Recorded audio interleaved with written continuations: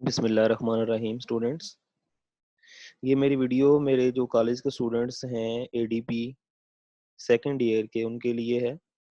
जैसा कि आपको पता है कि हमने नॉर्मलाइजेशन वाला टॉपिक स्टार्ट किया हुआ है, तो ये टॉपिक नॉर्मलाइजेशन से हम पहले पढ़ते हैं कि वाई नॉर्मलाइजेशन, हम नॉर्मलाइजेशन क्यों अप्लाई करते हैं अपने डेटाबेस के ऊपर।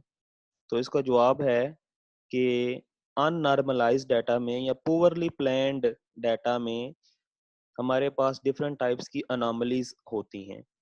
अब ये अनोमली क्या है? ये एक डेटाबेस में प्रॉब्लम है, तो प्रॉब्लम को हम अनोमली कह रहे हैं।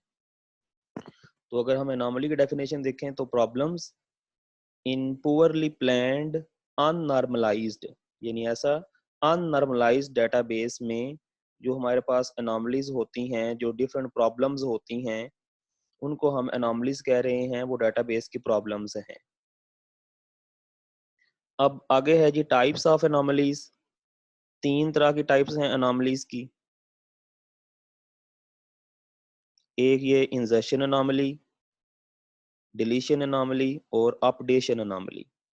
यानी ये अनोमली कब आएगी? जब हम डेटाबेस में किसी टेबल में डाटा इंसर्ट करने लगेंगे। याद रखें कि हम ये अनोमलीज पढ़ रहे हैं, अभी हमारा डेटाबेस अननॉर्मलाइज्ड है, पुअरली प्लान्ड है। नॉर्मलाइजेशन हम करेंगे इन तीन अनोमलीज को रिमूव करने के लिए। तो ये इंसर्शन अनोमली तब आती है जब हम अपने डेटाबेस में डाटा एंटर करने लगते हैं। डिलीशन अनोमली तब आती है जब डेटाबेस से कोई डाटा हम किसी टेबल से डिलीट करने लगते हैं।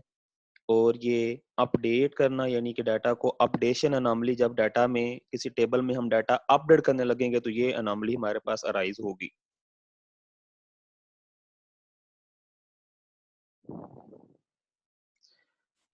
अब ये आगे देखें जी, इंसर्शन अनोमली। इंसर्शन अनोमली क्या है? इंसर्शन अनोमली तब आती है, इसको मैं आपको समझाता हूँ, डेफिनेशन बाद में पढ़ता हूँ। इंसर्शन अनोमली होता क्या है कि हमारा एक टेबल में, क्योंकि अभी अननॉर्मलाइज्ड है, पुअरली प्लान्ड है, तो हम एक टेबल में दो टेबल्स का डाटा स्टोर करने की कोशिश करते हैं। यानी हमने एक टेबल में दो टेबल्स की एट्रीब्यूट्स रख दी हैं। तो अब होगा क्या, जब हम डाटा एंटर करने लगेंगे तो हमारा डाटा हम इंसर्ट कर नहीं पाएंगे जब तक हमारे पास additional information of other attributes ना आ जाए। ये मैं आपको आगे एग्जांपल है उसको समझाने की कोशिश करता हूँ। जैसे ये देखें जी, insertion anomaly.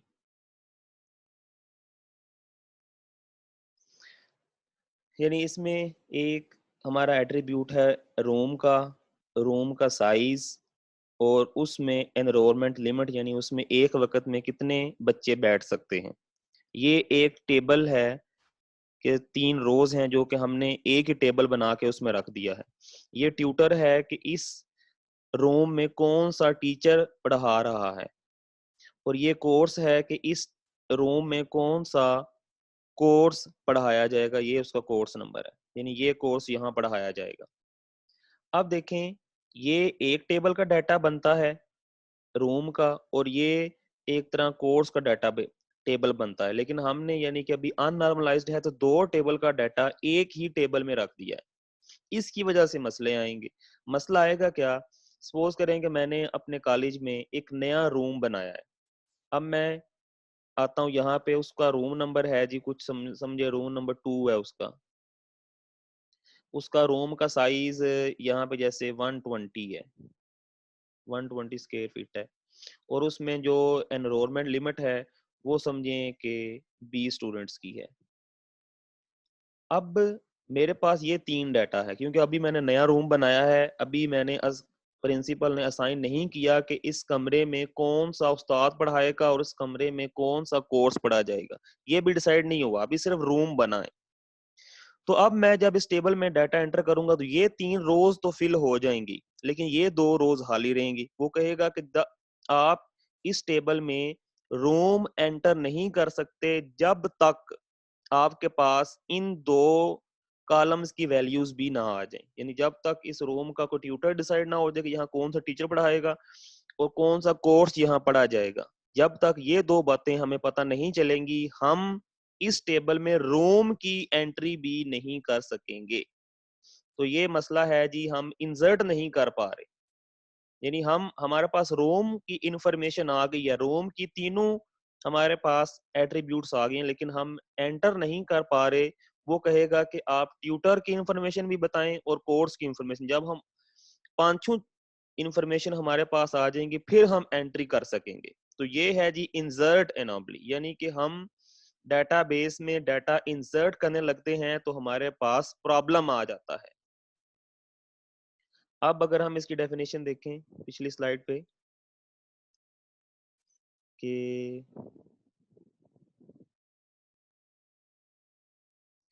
Insertion anomaly occurs, ये तब आती है when certain attributes cannot be inserted। जैसे रोम की एट्रीब्यूट्स हम इंसर्ट नहीं कर सकते थे डेटाबेस में विदाउट, यानी जब तक के बगैर the presence of other attributes, यानी जब तक हमें बाकी दो एट्रीब्यूट्स का पता ना चल जाए, हम जो डाटा हमें मालूम है वो भी एंटर नहीं कर सकते। इसे हम कहते हैं इंसर्ट अनोमली, इंसर्शन अनोमली, कि हम डाटा एंटर करने में प्रॉब्लम आ रही है।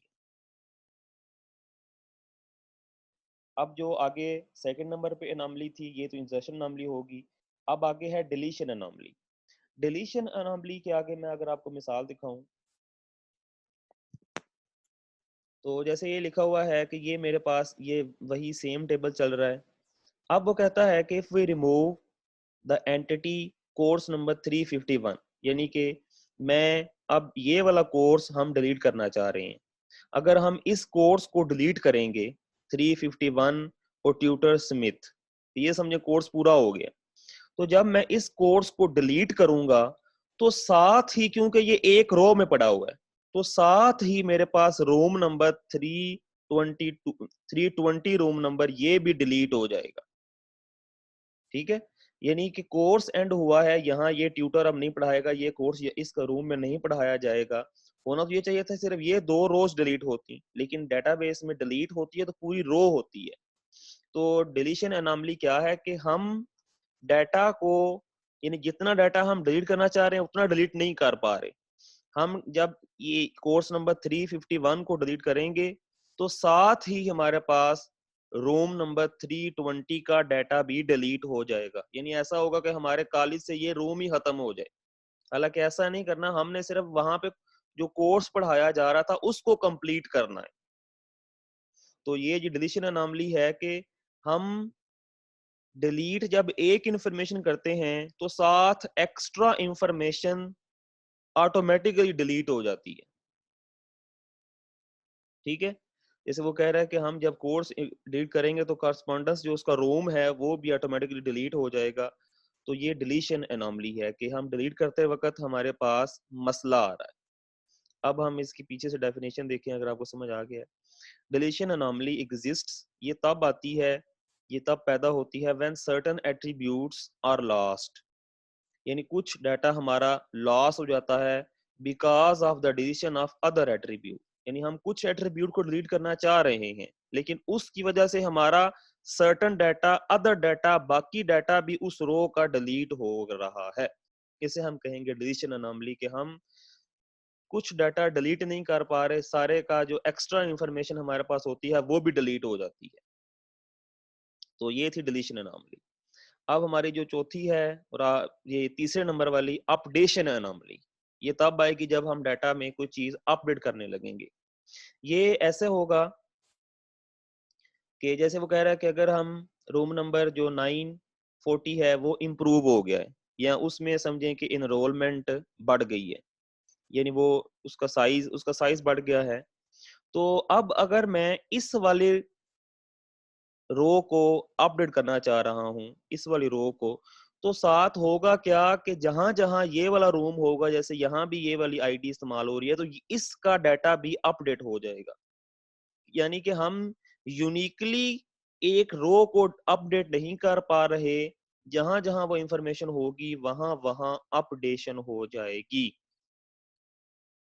अगर मैं सिर्फ इस रो को अपडेट करना चाह रहा था, तो ये मैं अकेला अपडेट इसको नहीं कर पाऊँगा, साथ ये वाली रो भी अपडेट हो जाएगी।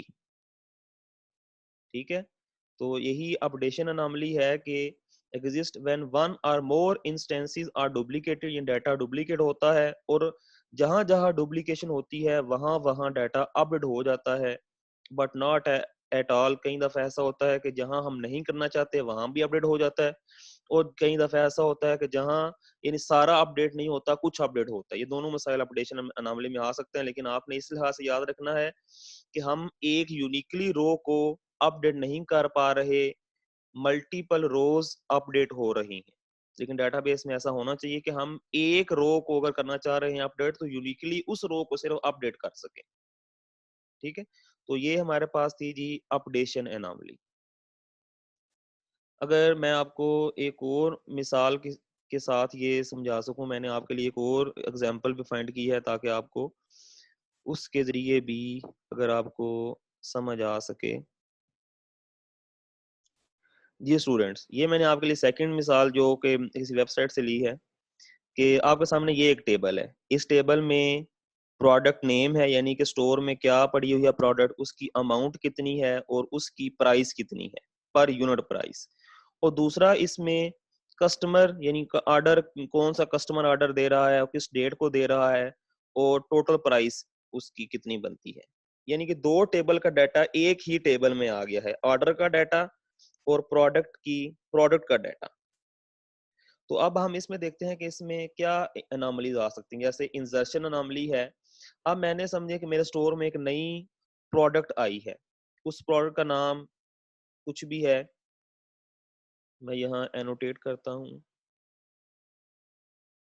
समझे उसकी एक नई आई है प्रोडक्ट, उसका नाम है जी मीट है।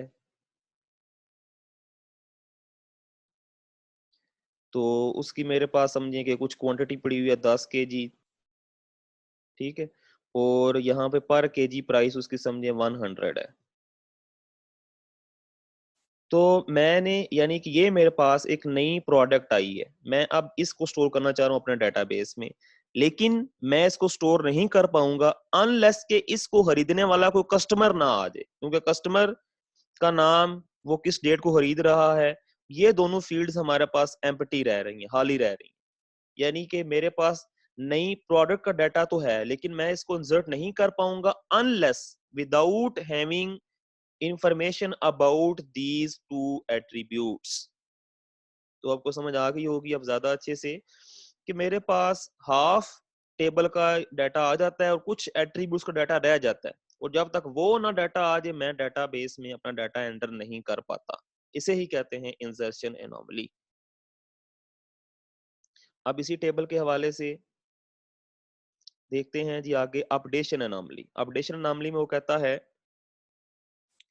कि यानी अपडेट करना मुश्किल होता है। ये हम पहले देख चुके हैं कि अगर हम अपडेट करें एक रो को तो सारी रोज ही उसके रिलेटेड अपडेट हो जाती हैं।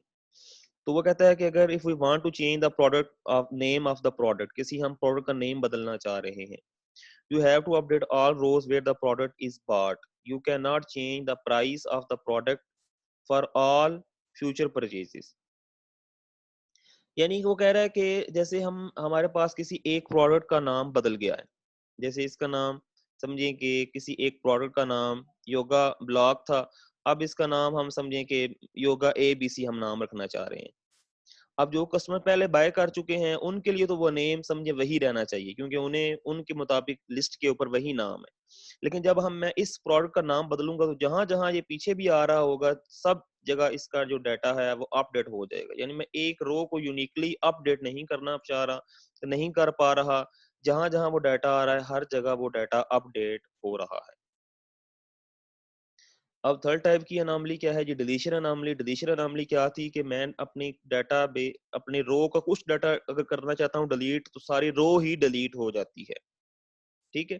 तो वो जैसे कह रहा है कि समझें कि जो थॉम्स एप्पल पर परचेज है, ये वाला जो कस्टमर है इसने ऑर्डर कैंसिल कर दिया है, तो उसकी ये जो बाय की हुई प्रोडक्ट है मैं अगर उसको करूंगा डिलीट, तो होगा क्या कि जितनी भी प्रोडक्ट उस यानी कि ये हमारा कस्टमर था, इसने ये वाली चीज बाय की हुई थी। अब मैंने क्या करना है कि मैं अब उसके ऑर्डर से ये अगर डिलीट करूँगा, तो मेरे पास उस यानी स्टोर से वो प्रोडक्ट पूरी की पूरी डिलीट हो जाएगी। यानी कि उस प्रोडक्ट की क्या हमारे पास अमाउंट पड़ी हुई है, क्या उसकी प्राइस है, हमारे टेबल से एक तरह वो प्रोडक्ट ही डिलीट हो जाएगी। यानी वो ऑर्डर डिलीट नहीं होगा, बल्कि ऑर्डर के साथ-साथ जो हमने खरीदी गई थी प्रोडक्ट, वो भी उससे डिलीट हो जाएगी। तो ये मसला आ रहा है कि हम सिर्फ़ इस कस्टमर को अगर करना चाह रहे हैं डिलीट, हमने करना तो कस्टमर को डिलीट है, उसके ऑर्डर को करना है डिलीट। हमने जो हमारे स्टोर में प्रोडक्ट हैं, उनको तो डिलीट नहीं करना। तो लेकिन मसला ये है कि डिलीशन करते वक़्त इसके साथ-साथ बाकी जो एट्रिब्यूट्स ऑफ रो हैं, वो भी डिलीट हो जाते हैं। ठीक है स्टूडेंट्स? ये मेरा पहला लेक्चर है, मैं इसको विदाउट एनी एडिटिंग यानी एडिटिंग का मैं इतना एक्सपर्ट नहीं हूँ, विदाउट एनी एडिटिंग जैसे ही रिकॉर्ड हुआ मैं यूट्यूब पे अपलोड कर दूँगा, उसका लिंक आपको दे दूँगा, आप वहाँ सुन सकते हैं। ठीक है स्टूडेंट्स? अल्लाह हाफ़िज़।